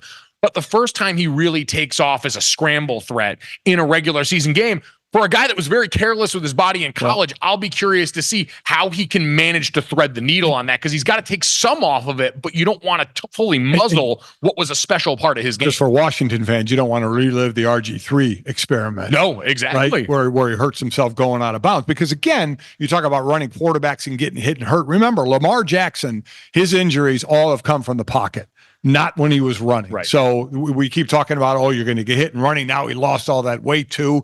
He's going to get smacked when he's running and hurt, but he has not gotten hurt running the ball. And Jaden Daniels, again, limited, but saw him running in college for over 1,000 yards, and not getting hurt. And I mean, remember the last time we saw Cliff Kingsbury coordinating an offense or at the helm for an offense, Kyler Murray was his quarterback. Right. So another guy coming off a Heisman Trophy run, who was certainly potent with his legs at the helm for this offense. Unfortunately, we know injury became a part of the career for Kyler Murray, but these things aren't always just as simple as, you've got a running quarterback, so the risk for that goes up. How they go about it matters. And Kyler's a guy that was like Russell Wilson, good at taking hits off in the open field. Lamar Jackson, great at never taking a direct hit. We have a million highlights from college football of Jaden Daniels throwing himself into a wall of humanity with no regard. That ain't going to work at this level. No, and you got all the games to watch Saturday, just about all of them, save for 2 on Sunday. The rest are all on Saturday, so have your day. Strap in, order some food, whatever your delivery app of choice is, and make it happen. Coming up next, let's take a look at a unique proposal coming out of college football as the rest of the world continues to adjust to the new playoff era. Next on Gojo and Golic.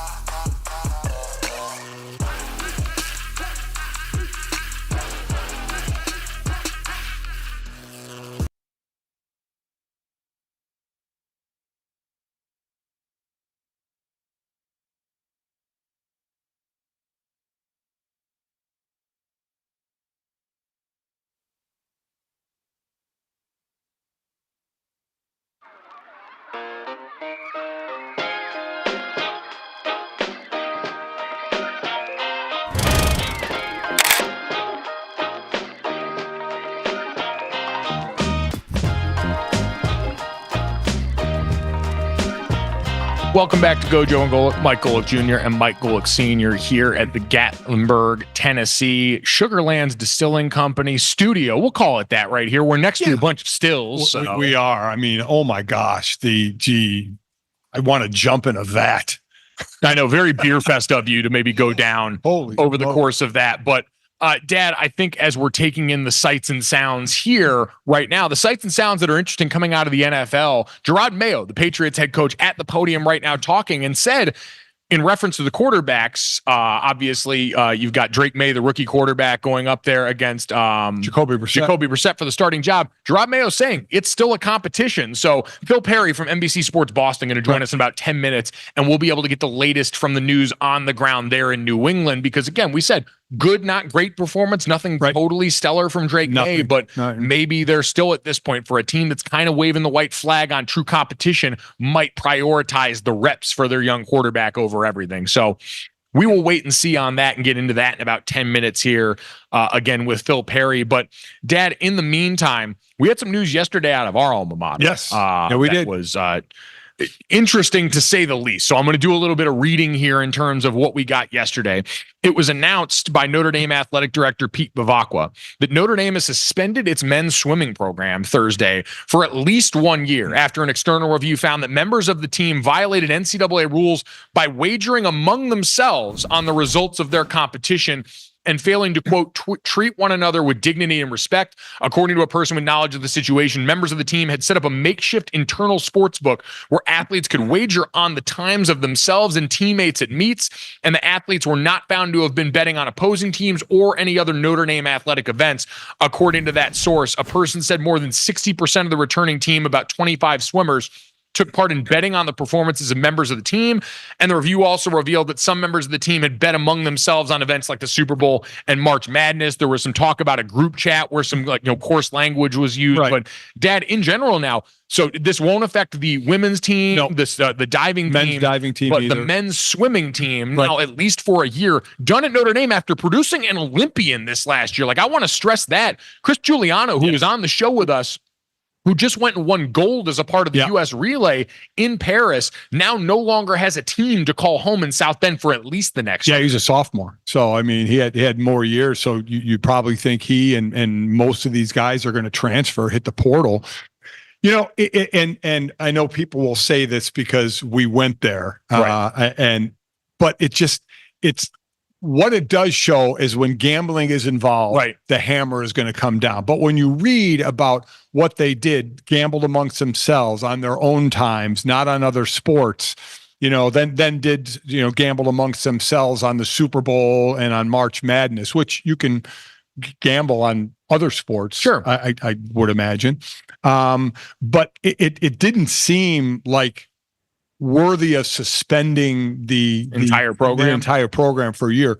But as I'll go back and say now, when the word gambling is associated in college, even in the NFL, we've seen players get suspended. And gambling on your own sport, which we know is especially persona not allowed at the NCAA level. Gambling on any sport there is a no-fly. But again, your own sport. It sounds kind of innocuous of you gambled on amongst yourselves on your own times at your own swim meets. It's still gambling. And you have to take it serious because who knows what it can lead to. But Pete Bavacqua just taken over as the AD for Jack Swarbrick, who was there for years. Pete having to lay down the hammer pretty quickly in his tenure. Yeah, I'm with you because when we think about some of the gambling impropriety that's popped up, and we saw this in the college level, most notably with the University of Iowa, where they had a bunch of players from different programs brought into this, it's using insider information to go and subvert the gambling market that's out there in the public. And we've seen this now because we're working for a sports book in DraftKings that's able to monitor and track all this stuff the way most modern books are. And that's what puts this on alert because you don't want it affecting the markets and the public, the integrity of the game. This does, I have a hard time getting as upset about this because it was done internally. No sports books involved. No outside sports books. It was essentially them running it themselves. But again, there's a lot we still don't know publicly. And so I do want to be sensitive to that and not totally dismiss this. But again, we see this all the time. Even me dealing with college sports now, calling games and doing what I do there, I have to be sensitive about. And you see teams are always very cautious about hey, what is the conversation going to be? Are players going to be asked to talk about gambling? All these things, because everyone's still learning. There's so much new we talk about in college sports. This is a part of it. And so I do think while we've seen all this go on, Notre Dame's a place that's self-reported before when it came to the games that were vacated from my last season at Notre Dame because of an academic violation. That was something we always knew on campus. Notre Dame, the offense residence life and housing is what it was called, that would hear the academic infractions. They were always going to be more strict on that than even the NCAA rules mandated. So I can't act overly surprised that Notre Dame saw this and said, we're going to get out in front of this and make sure that everyone knows gambling is not going to be tolerated when it comes to collegiate athletics. Yeah, the word gambling is still a 4-letter word in sports. There's just no doubt. In terms of the athletes themselves, exactly. like again, and protecting. Yes. I understand all those things, and we've said a lot of that stuff is common sense. It's always been talked about now. Yes. But especially because of the way that gambling has now become a partner for so many of these leagues. It's always been in a pro locker room about gambling. Now, I'm sure it would need to be in college locker rooms as well. I mean, this is you're laying down the law, because this is going to be difficult to bring the men's program back. Yeah. You're going to get a bunch of guys that are going to go, and you're going to have to rebuild that thing from scratch. So this is a pretty big step for Pete Pavakwa, the AD at Notre Dame, to shut this program down. But again, when that word gambling is involved, you know that there's eventually going to be some heads that are going to roll. Yeah, I think that's what still prompts a lot of the strong reaction on the NCAA side here. One thing quick on the other side of this, Dad, switching gears, but while we're talking about college athletics that I thought was interesting yesterday, Ross Dellinger over at Yahoo Sports wrote an article about in college football. We're getting ready for the 12-team playoff this year. It's the 5 highest-ranked conference champions that get the top, or the 5 highest-ranked conference champions automatically make the 12-team field. The 4 highest-ranked Power Fives are going to get that first-round bye, and then the highest-ranked Group of 5 conference champion is going to get in.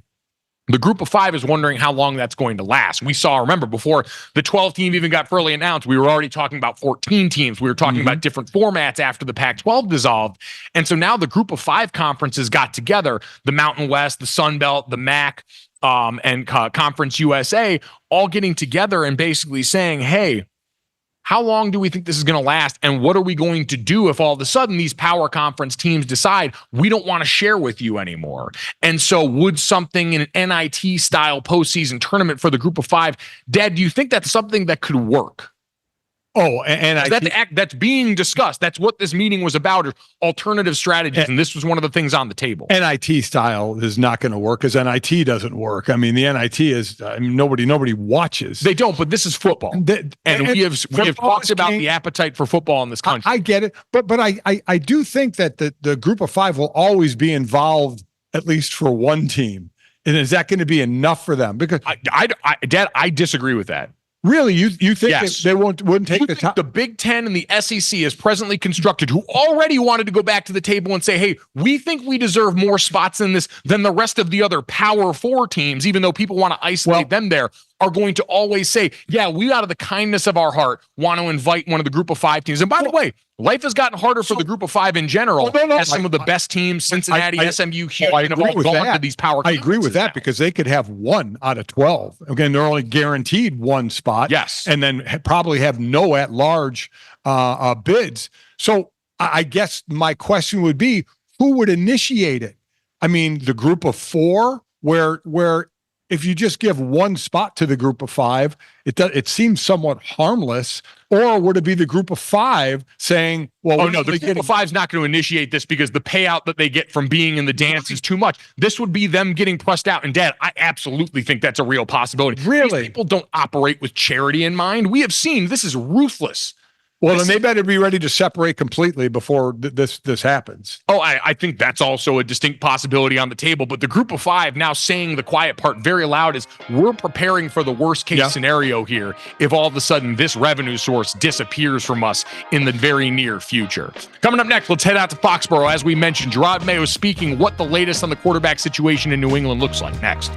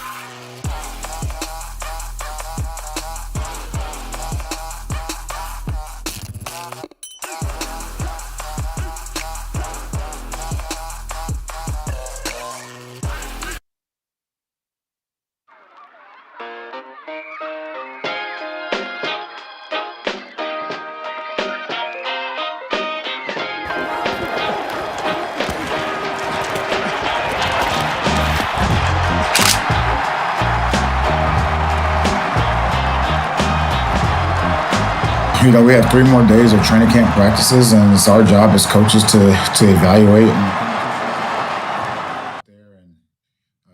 They have to show not only their, themselves and the coaches, but also their teammates. So it's definitely still a competition. Gojo and Golic here, Mike Golic Jr. and Mike Golic Sr. I don't know how much I bought that. No, you're not really. That one not really settling in. No. Well, you know what? Let's bring in someone who hears from Gerard Mayo a lot more often than we do here. Phil Perry, kind enough to join us now from NBC Sports Boston, covers the Patriots there. You can check them out at NBCSportsBoston.com. And Phil, just in general, this has got to be so interesting for you covering this team and everyone around the Patriots organization to actually get to try and get information out of answers for once. Oh, it's a different time here in New England. And yeah, for our purposes, it's great. First of all, you've got to be not only on time, but early. Gerard Mayo has started just about every press conference 5 to 10 minutes before it's scheduled. So I'm sure, as you guys know, for media people, sports writers in particular, that actually could be a problem. I know that sounds like a great thing, but for people who are showing up with 30 seconds left before the thing is supposed to start, that could be an issue at times. But we're getting real answers. We're hearing about injuries. We're hearing about X-ray updates. We're talking about the corners, Marcus Jones, Jonathan Jones, supposed to be 2 of their top 3 guys. They have missed a ton of time, but he tells us this morning they're coming back soon. We never used to get stuff like that. Even some criticism of Jacoby Brissett after the game last night. He called the pick that Brissett threw into the end zone a quote-unquote terrible play. They had 3 points on the board. It's 3rd down. He throws a pick. You can't have it. Even that sort of frankness from the head coach is something that's a little bit different for us. Boy, I was going to say, you guys just have to be chomping at the bit, getting actual information that you could use, but not all of it is believable. Like, I don't really believe the Gerard Mayo soundbite we heard coming in that it's still a competition. Do you? I believe that they will be open to, how's this for a sitting on the fence answer? They will be open to giving Drake May more first team reps. Now, is it a true competition for who will start week 1?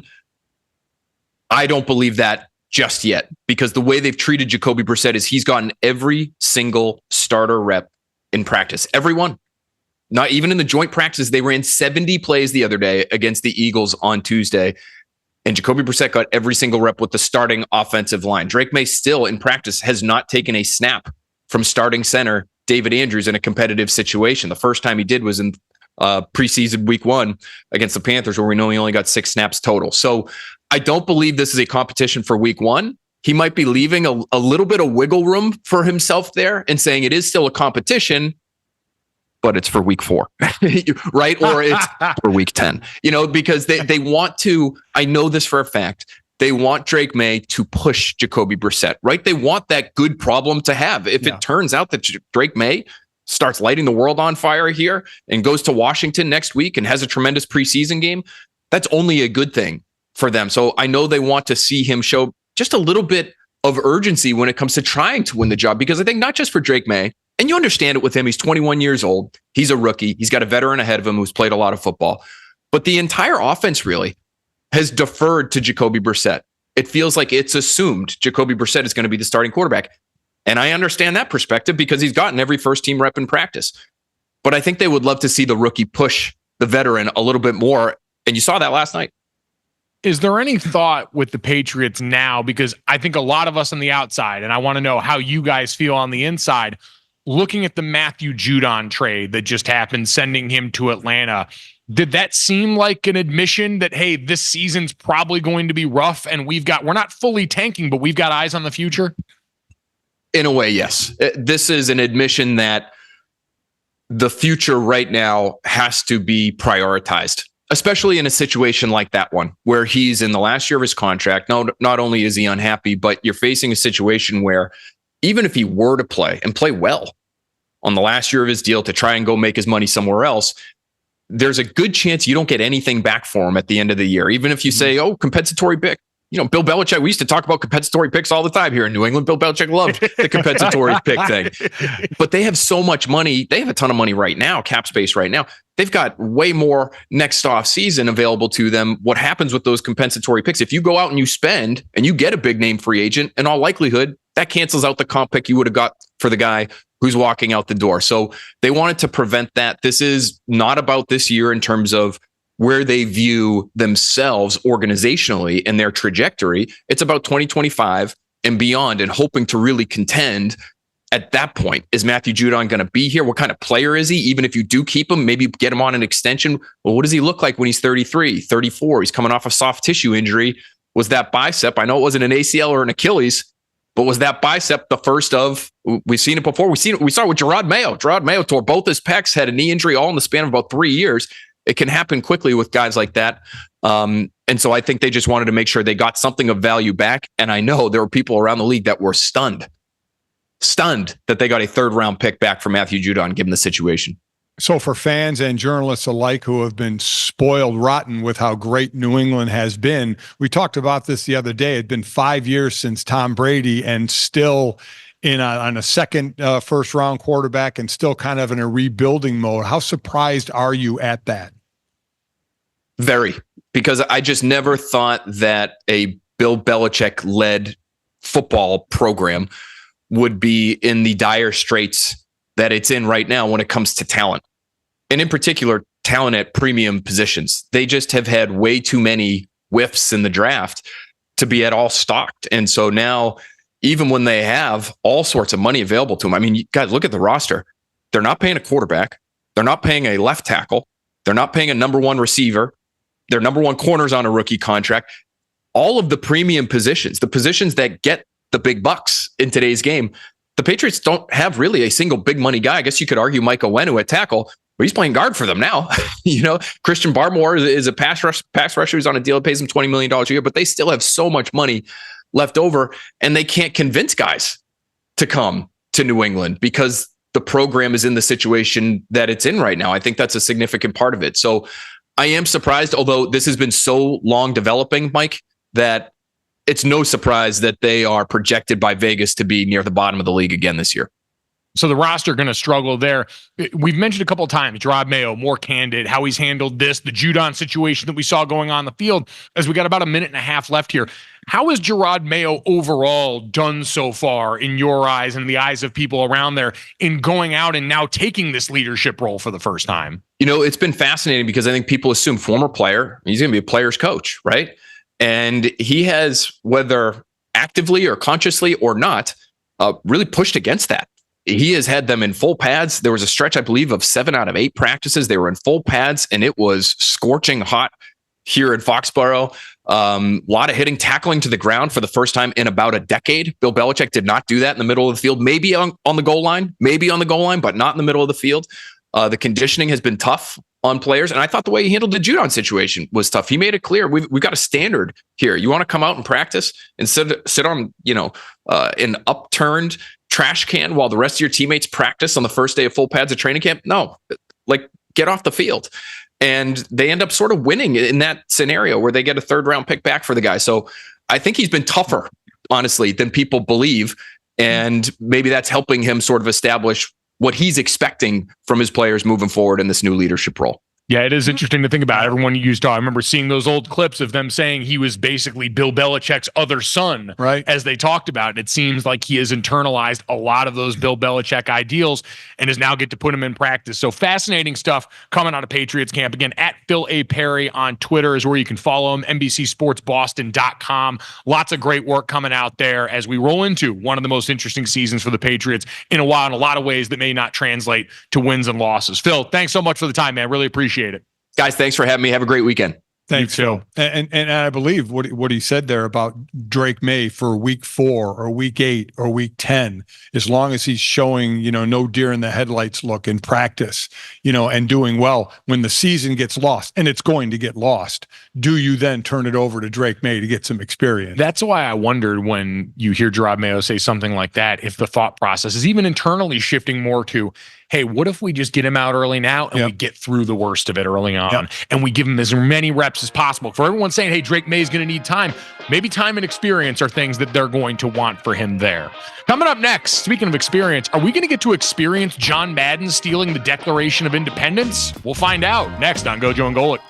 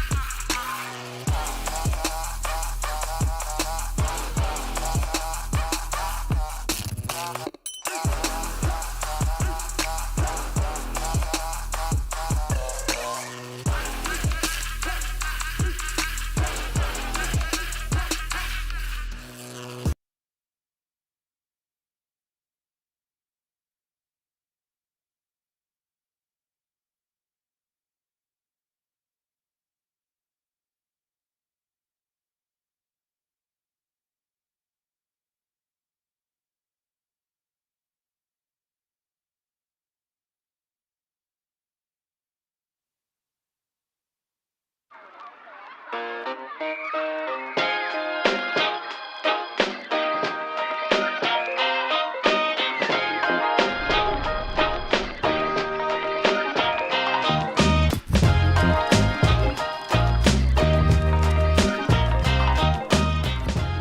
right, time to finish off the show the way we always do. This, that, the third. 3 quick stories to send you off into the rest of the day. Make sure you download, subscribe, rate, and review the show. Leave us a 5-star rating. And check us out here live Monday through Friday from 8 to 10 a.m. Eastern on the DraftKings Network, our YouTube channel, Samsung TV Plus, Roku, all those fun places there. If you miss the show live for whatever reason, or our great guests, and thank you to Phil Perry from NBC Sports Boston coming on and breaking down some of the Patriots preseason game with us and everything going on with that organization.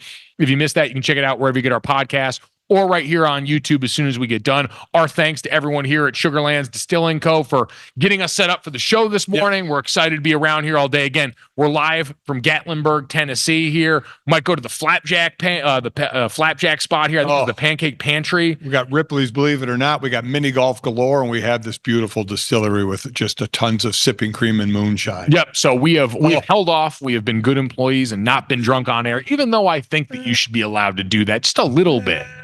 A little bit at work should be fine, but I digress. We'll get to that another day here. Dad, instead of time, let's get to this from this, that, and the third. And this is something I did not expect. Mike Trout on social media doing something even remotely interesting that isn't related to the weather. Mike Trout decided to spend his time looking for his own rookie baseball card with his son and actually wound up pulling it. So he found on eBay, apparently it was a hobby box sale on eBay for $2,000, looking for his own 2009 Bowman draft card amongst that class. And this is the video of him and his son pulling his own rookie card here. Take a look.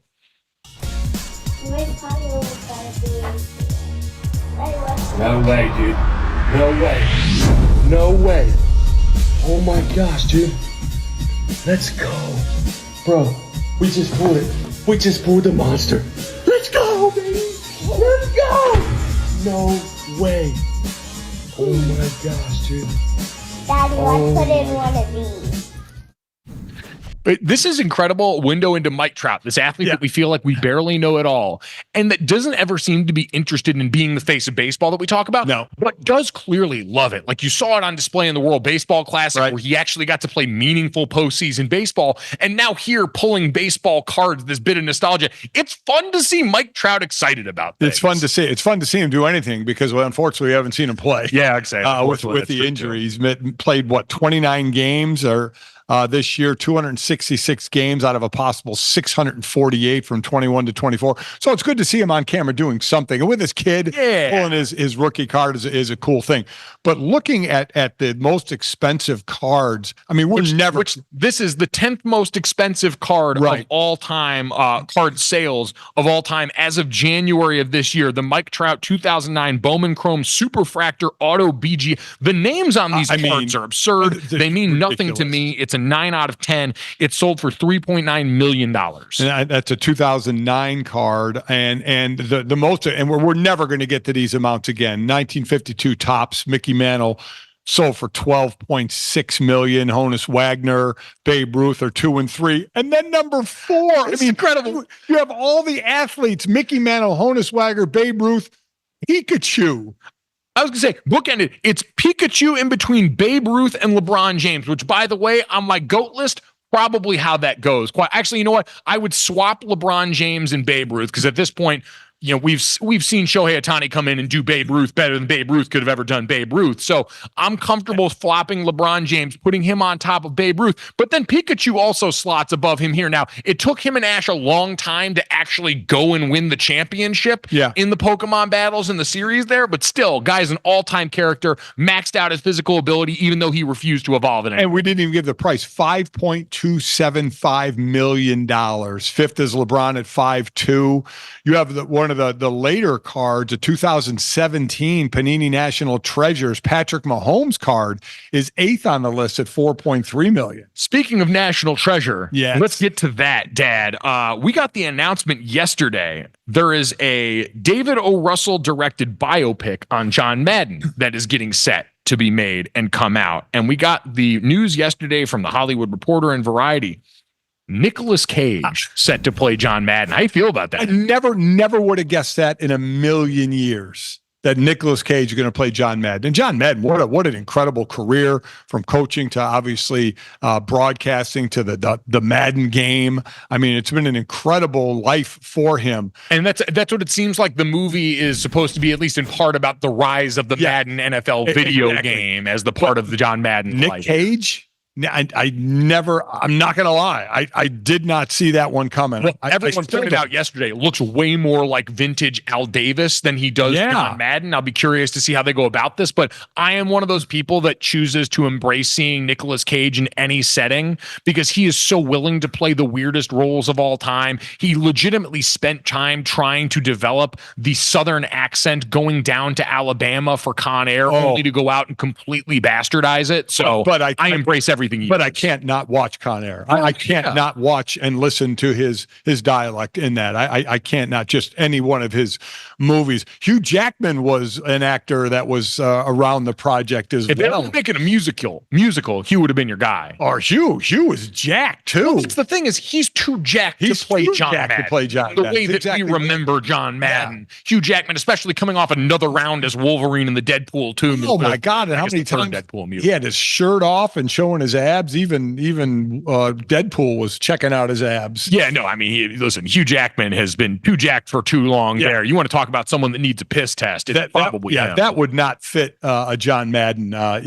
Sorry, John. I mean, but no, I would say God rest his soul. Yeah, but Nicolas Cage is one of those guys that just is a character inside Hollywood, and he's been well documented and talked about some of his interests, the things that he has invested in the past, like the gigantic dinosaur skull, for like $20 million. I mean, just goes to show the money he made. Yeah, I say Nick Cage and financial responsibility don't seem to exist in the same sentence, but again, he keeps getting asked to do stuff like this, and so we are going to all keep watching there. Dad, let's get to the third. Speaking of things that you're going to want to watch, Netflix has confirmed that the release window for Outer Banks Season 4 will be this fall. So this is a show you're into, right? Well, into is relative.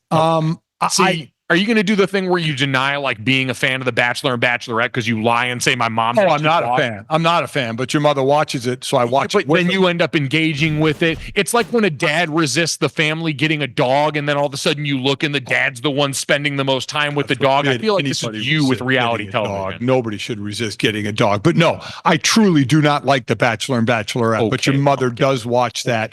I haven't watched it. Luckily, she hasn't been into The Bachelorette this season, and I haven't had to watch it. Longing look in your eye when I was recounting Gen season of The Bachelor. Outer Banks is one of those shows, Mike, where I start to watch it and I hit a point where now I have to finish it. Especially really all the seasons. There were times in all the seasons I don't know why I was watching it, yet I was always going back and watching it because I had to finish it. Season 3, again, they're coming out with Season 4. Season 3 was tough.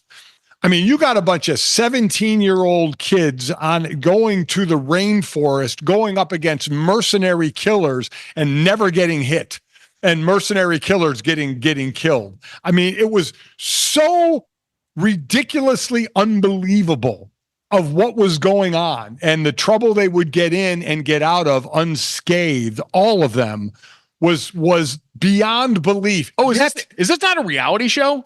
No. Oh, I've never watched a second of this, so I have truly no idea. No, it's not a reality show. It's I don't know if I'll watch Season 4 because I know if I start it, I'll have to finish it. They ended Season 3 a way where you could see it going on or see it being over. It was one of those endings where you see more than a few. So they wrote it uncertain of their own future. Right. Uncertain of their own future. So they kind of set it up where it could be done and a kind of a happy ending for anybody, or this could have another season, and they've gone down we're going to have another season.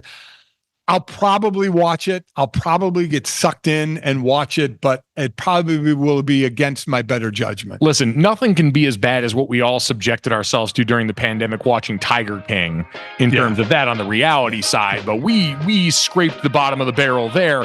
this is always going to be a step up from at least that if you want to do that. That's true. Hopefully, the directors and producers write us into another week of Gojo and Golic. If you want them to, download, subscribe, rate, and review the show. Thanks so much. Have a great weekend. We'll talk to you guys on Monday. We're drinking. Drank it.